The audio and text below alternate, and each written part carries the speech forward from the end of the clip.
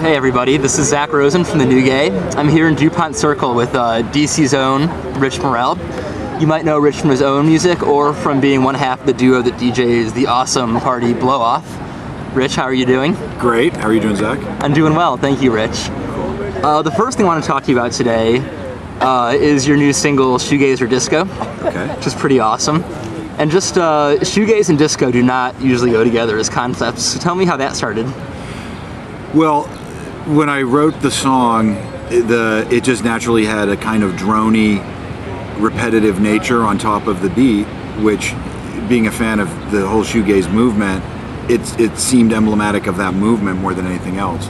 So I kind of liked the irony of bringing those two concepts together in the title, but I thought the music reinforced it, so that's why it was as simple as that. Okay, and something else, when most people hear kind of booming, the idea of booming gay club music does not allow for a lot of kind of subtlety or genre hopping.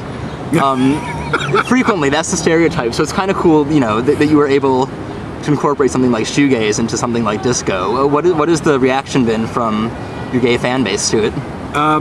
Really overwhelmingly positive. I mean, the single sits on its own regardless of the title, but I also think the root of your question, I think that the gay people who are into music and into club music and electronic music, they often they have a broad range of tastes. So when something pulls from something like shoegaze or even something, you know, like indie rock, they tend, if they're into it, they tend to embrace it, and they like the idea that stuff is pulling from other things.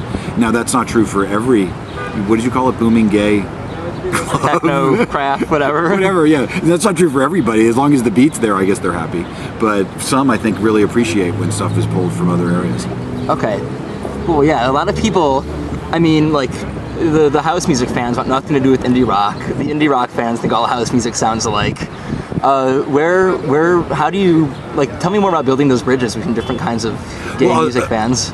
As somebody who grew up, you know, listening predominantly to rock and pop and electronic music from the UK in the 80s, and the thing that happened to me was in the 90s, I thought the most inventive and basically indie music was coming out of what would be called house music, whether it was Underworld or some of the industrial stuff like KMFDM, but there was huge pockets of this kind of underground music that for me became the new indie at the time, because indie rock all of a sudden, you know, became this massive mainstream movement.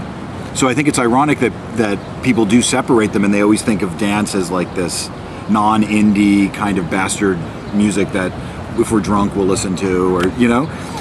But in reality, I think that a lot of the inventiveness that's been going on in music has been coming from that movement in particular, which then turned into electronic and electro pop and all of these offshoots.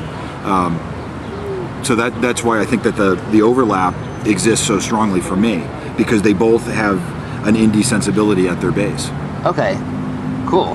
While we're at it, what do you think about remix culture? I know I don't have a lot of remix tolerance. I know that a band like, say, Grizzly Bear or Goldfrapp will put a song out and I'll like it, and there'll be 40 remixes.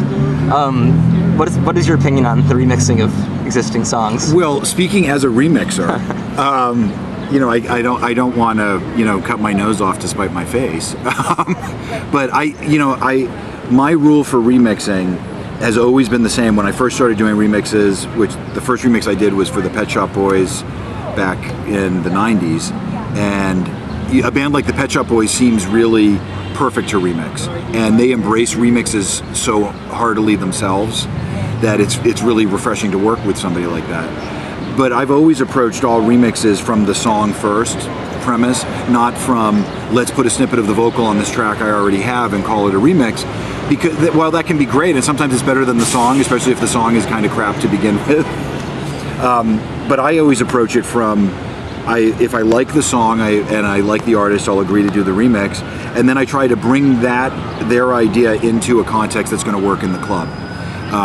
That's not how everybody goes about it, but that's, you know, for me, that's how it works, because I'm a fan of remixes, going back to my early record collection, but the earliest remixes were always just extended versions of the mix.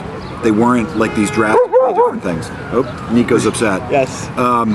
So I still try to incorporate that when I work today on remixes.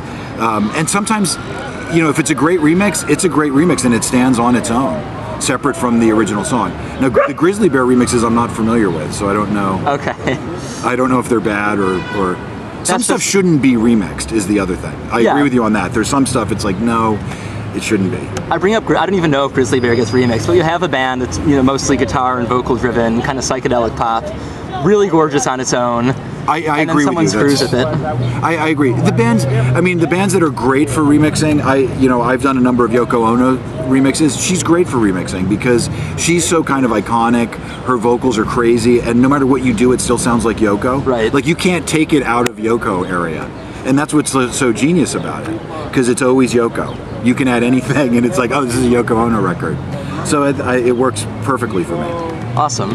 One final question. Actually, you mentioned, I was going to ask this anyway, but you already mentioned the way that things can go from being alternative to mainstream, kind of insidiously. Right, you know, I work kind of in the alternative queer indie milieu, which is rapidly becoming, I think, a new gay mainstream, which worries me in its own way. In what? Alternative indie milieu, for lack of a better word. You are pretty involved in bear culture. Do you think bear culture could still be considered an alternative one? Yeah, I remember bear culture. I don't think bear is alternative at all at this point.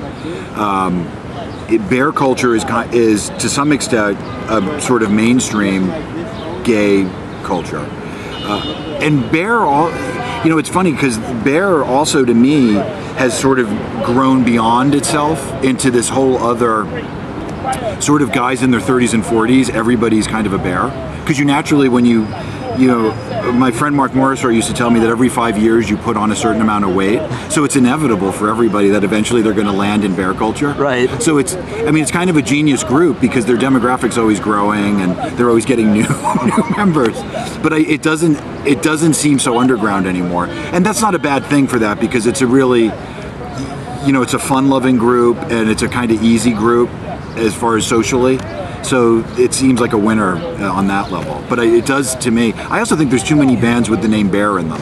Like Grizzly Bear and Bears in Heaven and... Minus the Bear. Minus the Bear. Yeah, don't you think? Like it's like... There is a lot of bear bands. Yeah, there's a ton of bear, and there's also like a lot of deer bands, like Deer Tick and Deer Hoof. I don't know what's going on with all the animal bands. And I don't know if that's like a mainstream incorporating of bear movement. Like I thought, well, are they just trying to bring the bear thing in? What is going on? And Wolf Mother too. There's a lot of wolf bands. I don't know what's up with that. So maybe that is marking the end of it. Okay. Anything else you want to say to everybody? No, I'm psyched to be talking to you guys, and psyched to be in DC on a beautiful day, and psyched to be helping what you guys are pushing. Cool. Well, thank you, Rich. You're very welcome.